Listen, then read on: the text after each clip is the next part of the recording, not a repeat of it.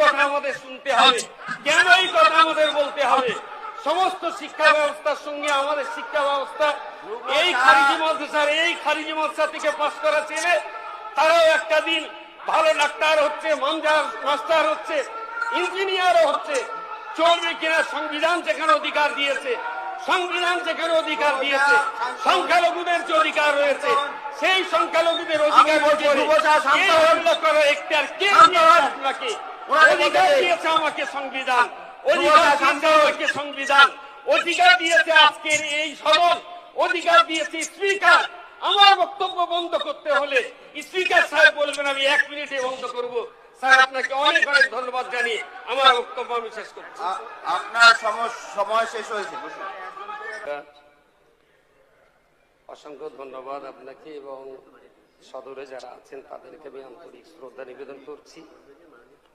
আমি হাড়োয়া বিধানসভা থেকে নির্বাচিত বিধায়ক, তো হাড়োয়াবাসীর প্রতি আমার আন্তরিক শ্রদ্ধা, ভালোবাসা, স্নেহ জ্ঞাপন করছি।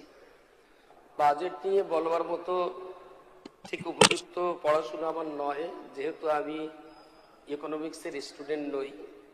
তো বাজেট নিয়ে মন্তব্য করতে গেলে, চর্চা করতে গেলে ঠিক ততটা পড়াশোনা না থাকার কারণেও আজ কয়েকদিন ধরে এখানে যে সমস্ত যোগ্য এবং বিজ্ঞ মানুষেরা যারা বাজেটের উপরে আলোচনা করেছেন, তাদের অনেকের বক্তব্যের মধ্য দিয়ে আমি অনেকটাই সমৃদ্ধশীল।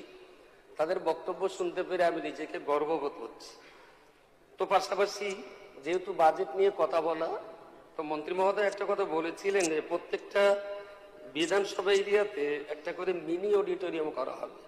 তো আমি যে হাড়োয়া থেকে এসেছি, এই হাড়োয়া শুধুমাত্র একটি প্রশাসনিক এলাকা নয়, এটি সম্প্রীতির ঐতিহ্য এবং মানবিক মূল্যবোধের এক উজ্জ্বল নিদর্শন। এখানেই অবস্থিত রয়েছে প্রায় 600-700 বছরের প্রাচীন হাড়োয়ার পীর সৈয়দ আব্বাস আলী গাজী রহমতুল্লাহ আলীর মাজার শরীফ। তো সেটা শুধুমাত্র মুসলিম নয়, সকল ধর্মের মানুষ তাদেরই আনাগোনা। এই হাড়োয়া বিধানসভায় যে অডিটোরিয়ামটা হবে, সেটা যদি ওনার নামকরণে স্মৃতি অঙ্কিত হয়, তাহলে হাড়োয়াবাসীর প্রতিনিধি হিসাবে আমি এবং সবাই আমরা খুশি হব। দ্বিতীয় যে কথা বলার না বললে নয়, বাজেট প্রসঙ্গে সংখ্যালঘু বিষয়ক এবং মাদ্রাসা শিক্ষা বিভাগের যে বাজেট কম করা হয়েছে, এটা নিয়ে কম বা বেশি দিয়ে